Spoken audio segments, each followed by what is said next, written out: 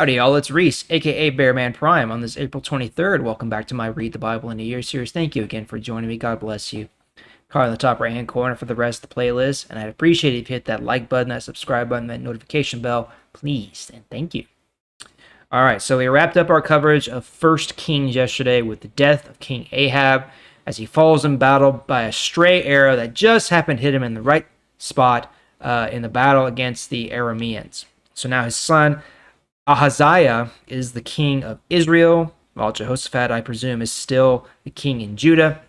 So now we shift over to 2 Kings, so it's just a continuation of this history of the kings of Israel and Judah. And now we're going to shift back our focus back to Elijah and Elisha and see what happens. So let's begin in let's begin in 2 Kings chapter 2 today, starting in verse 1. It was near the time for the Lord to take Elijah by a whirlwind up into heaven. Elijah and Elisha started to leave Gilgal. Elijah said to Elisha, "Please stay here, because the Lord told me to go to Bethel." But Elisha said, "I promise, as the Lord lives and as you live, I will not leave you." So the two men went down to Bethel. The group of prophets at Bethel came to Elisha and said to him, "Do you know that the Lord will take your master away from you today?" Elisha said, "Yes, I know. Don't talk about it." Elijah said to Elisha, "Please stay here, because the Lord told me to go to Jericho." But Elisha said, "I promise, as the Lord lives and as you live, I will not leave you." So the two men went to Jericho.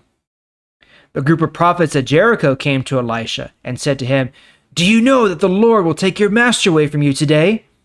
Elisha answered, "Yes, I know. Don't talk about it."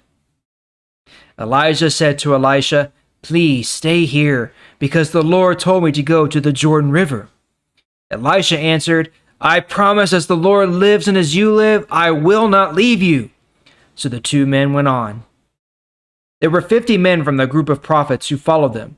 Elijah and Elisha stopped at the Jordan River. The 50 men stood far away from Elijah and Elisha. Elijah took off his coat, folded it, and hit the water with it. The water separated to the right and to the left. Then Elijah and Elisha crossed the river on dry ground. After they crossed the river, Elijah said to Elisha, "What do you want me to do for you before God takes me away from you?" Elisha said, "I ask you for a double share of your spirit on me."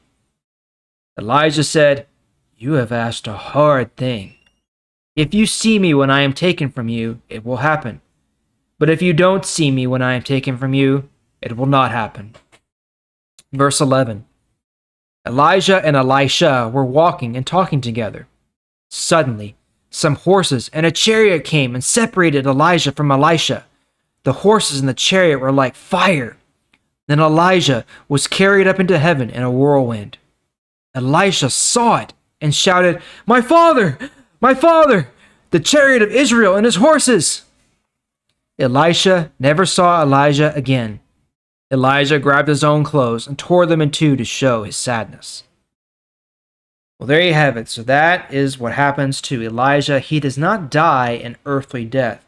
If God chooses to keep someone alive or chooses to spare someone from death, he certainly can do that and will do that.